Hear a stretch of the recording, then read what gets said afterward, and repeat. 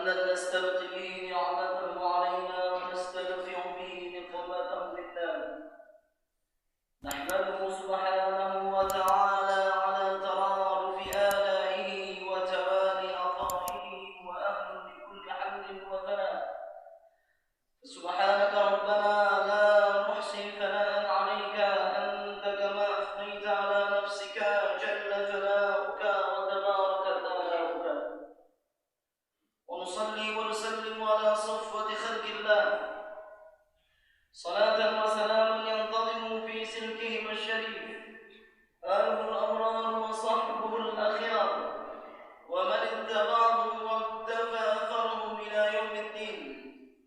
أشهد أن لا إله إلا الله وحده لا شريك له، وأشهد أن محمدا عبده ورسوله. اللهم صل وسلم على عبدك ورسولك النبي الأمي وعلى آله وصحبه وسلم تسليما عدد ما أحاط به علمك وخط به قلمك وأحصاه كتابك. وارض اللهم عن سادتنا أبي بكر وعمر وعثمان وعلي وعن الصحابة أجمعين وعن التابعين وتابعيهم بإحسان إلى يوم الدين. أيها الإخوة المؤمنون، أوصيكم ونفسي بتقوى الله، فقد فاز المتقون. قال الله تعالى في محكم كتابه: يا أيها الناس اتقوا ربكم الذي خلقكم من نفس واحدة وخلق منها زوجها وبث منهما رجالا كثيرا ونساء، واتقوا الله الذي تساءلون به والأرحام إن الله كان عليكم رقيبا. يا أيها الذين آمنوا اتقوا الله حق تقاته ولا تموتن إلا وأنتم مسلمون. أيها الإخوة المؤمنون، طبتم وطاب ممشاكم وسعيكم وتبوأتم من الجنة منزلا. سبحانك لا علم لنا إلا ما علمتنا إنك أنت العليم الحكيم. Jamaah Jumat yang dirahmati Allah Subhanahu wa taala. Muhammad Nasir, seorang pahlawan Republik Indonesia ini yang pernah menjadi Menteri Penerangan di era Presiden Soekarno, dilahirkan pada tanggal 17 Juli 1908 dan wafat 6 Februari 1993. Suatu hari pernah menulis di dalam buku beliau yang berjudul Islam dan Akal Merdeka. Buku ini adalah bentuk kritikan terhadap Presiden Soekarno ketika itu. Di saat Soekarno pernah mengatakan sebuah perkataan Islam Sontonoyo. Kemudian Muhammad Nasir menjawab dalam sebuah kritikan yang beliau tuangkan di dalam buku yang berjudul Islam dan Akal Merdeka. Zaman dahulu saling kritik dan debat secara ilmiah itu adalah salah satu hal yang sangat biasa. Mungkin hal tersebut sudah terasa aneh di era dan zaman kita saat ini.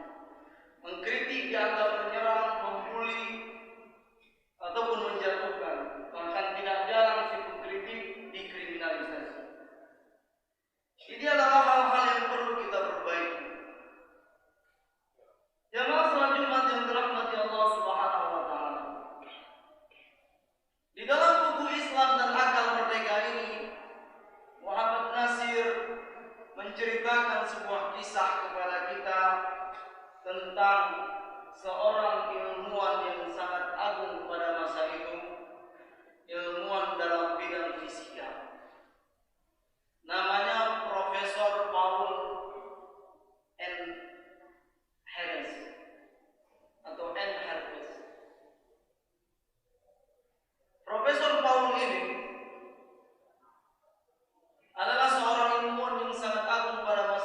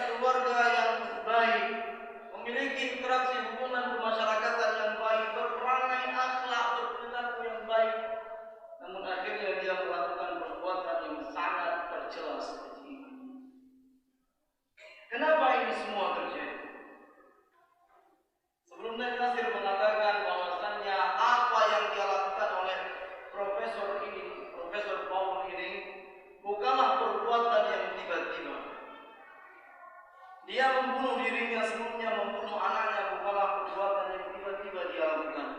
Namun itu setelah dia pikirkan dan dia renungkan secara lama. Jadi apa penyebab sehingga dia melakukan perbuatan ini?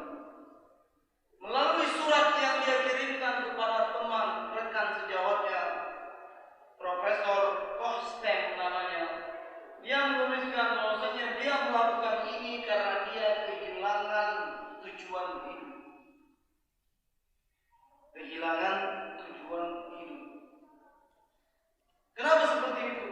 Ya, kalau dalam bahasa kita karena tidak punya iman. Dan itulah yang dia ungkapkan dalam surat beliau dalam bahasa Jerman atau Belanda yang diterjemahkan oleh Ibn Nasir. Yang tidak ada pada saya, kata Profesor Paul ini, adalah kepercayaan kepada Tuhan. Tidak punya iman. Di dalam bahasa kita ateis ataupun komunis. Inilah efek yang sangat berbahaya yang akan membinasakan diri kita di dunia sebelum di akhirat.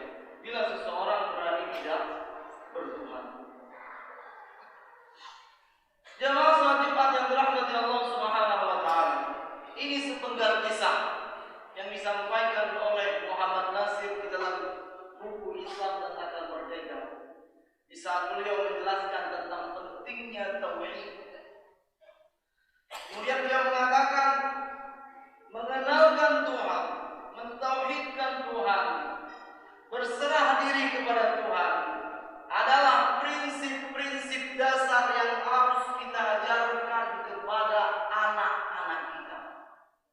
Kalau benar-benar kita ini seorang guru atau seorang orang tua yang sayang kepada anak, tidak ada gunanya katakanlah makanan yang kita berikan, pakaian yang kita pakaikan kepada anak kita, pendidikan yang tinggi, tapi bila tauhid ini tidak ada, maka itu tidak ada gunanya. Jamaah salat Jumat yang dirahmati Allah Subhanahu wa taala. Alhamdulillah kita hidup di sebuah negara yang berketuhanan. Negara Republik Indonesia. Jaga negara ini agar tetap selamanya berketuhanan. Usaha-usaha menyimpang yang pernah terjadi di Republik ini untuk menyampingkan nilai-nilai ketuhanan, seperti yang terjadi tahun 1948 atau 1965, ini tidak boleh terjadi lagi. Jaga negara ini agar tetap menjadi negara yang berketuhanan. Pancasila sebagai falsafah hidup berbangsa dan bernegara telah secara gamblang jelas memperlihatkan kepada kita nilai-nilai yang harus ada, norma-norma yang harus dilakukan oleh mereka yang hidup berbangsa dan bernegara di Republik ini. Indonesia adalah negara yang berketuhanan sesuai dengan sila pertama, ketuhanan yang Maha Esa. Tidak bisa dipisahkan manusia ini dari ketuhanan. Bahkan sejak dari alam ruh, Allah Subhanahu wa taala sudah meminta kesaksian semua manusia. Wa idh akhadha rabbuka, kata Allah. Dan di saat Allah meminta wa idh akhadha rabbuka min bani Adam min zuhurihim dzurriyyatahum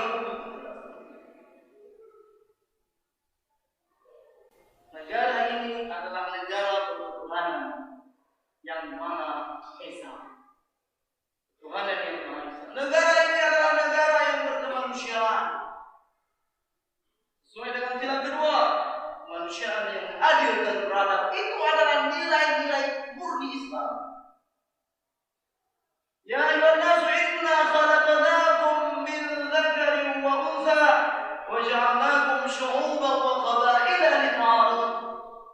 Kata Allah dalam Al-Quran, wahai manusia, kami jadikan kalian laki-laki dan perempuan bersuku-suku, berbangsa-bangsa untuk saling mengenal. Ilaikum syam. Bangsa ini adalah bangsa yang menjunjung persatuan dan kesatuan. Wa'tasimu bihablillahi jami'an wa la tafarraqu, dalam surah Al-Imran. Dan berpegang teguhlah, bersatulah di dalam kalimat Allah, di dalam kalimat Allah. Bangsa ini bangsa yang menjunjung kerakyatan, demokrasi. Bahasa begitu banyak ayat-ayat yang menyampaikan tentang hal tersebut. Wa syawirhum fil amri wa amruhum syura bainahum. Itu ayat-ayat untuk perintah bermusyawarah yang akan menghasilkan sebuah kesepakatan. Bangsa ini adalah bangsa yang berkeadilan. Begitu banyak ayat-ayat yang berbicara tentang keadilan. Bahkan keadilan dasar utama agar syariat ini bisa tegak. Bahkan semua agama samawi menyeru kepada keadilan. Dan perintah bagi kita untuk berbuat keadilan. Inna Allah ya'murukum an tu'addul amanati ila ahliha wa idza hakamtum bainan nas an tahkumu bil 'adl. Jelas. Jadi hal ini tidak bisa dipisahkan. Nilai-nilai yang terkandung dalam Pancasila tegas bahwasanya bangsa ini adalah bangsa dan negara yang berketuhanan. Tidak bisa dipisahkan. Baik Pancasila 1 Juni, Pancasila 22 Juni katakanlah yang tertuang dalam Piagam Jakarta, atau Pancasila setelah lahir tahun 18 Agustus 1945, semuanya tidak memberi ruang bagi orang-orang yang tidak bertuhan. Tidak boleh ada tempat bagi komunis ateis di negara ini. Jangan lagi terjebak ataupun mengulang diskusi-diskusi lama para pendiri bangsa dalam Trisila, Eka Sila. Biarkan dia menjadi sebuah khazanah yang kita baca dan tidak perlu kita hidupkan lagi. Marilah kita bernegara, berbangsa sesuai dengan konsensus yang telah ditetapkan, yaitu konsensus Pancasila 18 Agustus 1945, sesuai dengan sila-sila yang tadi kita bacakan. Menjaga tauhid di muka bumi ini adalah tugas kita semua. Lebih-lebih lagi kepada para pemimpin. Dan itu sudah sangat sering kita sampaikan di atas mimbar. Salah satu tugas pemimpin, kata Imam Al-Mawardi, al-khilafatu mawdu'atun li khilafatin nubuwah, al-imamah mawdu'ah li khilafatin nubuwah, kata Imam Al-Mawardi.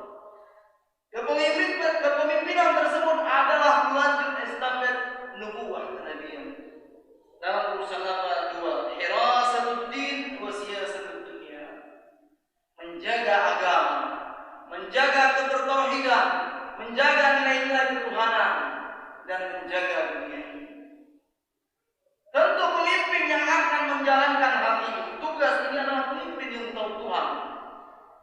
Kalau pemimpin tidak kenal Tuhan, maka mustahil dia akan menjaga nilai-nilai ketuhanan. Jamaah yang dirahmati Allah Subhanahu wa taala, ini beban yang berat yang berada di pundak kita. Jangan suatu hari negara ini menjadi negara yang tidak bertuhan akibat kita melalaikan, akibat kita menyerahkan urusan kita kepada orang-orang yang tidak memiliki perhatian kepada nilai-nilai ketuhanan, nilai-nilai keimanan. Semua mereka, para pendiri bangsa zaman dahulu, sepakat bahwasanya bangsa Indonesia tidak bisa dipisahkan daripada nilai ketuhanan ini. Jamaah salat Jumat yang dirahmati Allah Subhanahu wa taala, mudah-mudahan apa yang kita tegakkan ini bisa menjadi renungan bagi kita. Jangan dikira Islam tidak bisa hilang di tempat kita ini. Islam tidak akan hilang sirna di muka bumi, tapi tidak ada jaminan untuk tidak hilangnya Islam di negara Indonesia. Ini akan menjadi PR bagi kita, menjadi tanggung jawab bagi kita agar kita tetap memperhatikan nilai-nilai tauhid yang pertama sebelum kita menyerahkan segala urusan kepada anak-anak dan keturunan kita. Mudah-mudahan di bulan Zulqa'dah ini, bulan salah satu di antara bulan-bulan haram ini, kita bisa semakin meningkatkan keimanan, ketakwaan kita kepada Allah, yang dengan keimanan, ketakwaan dan ibadah kita tersebut akan menjaga ketauhidan kita. Barakallahu li wa lakum fil Qur'anil Karim wa nafa'ani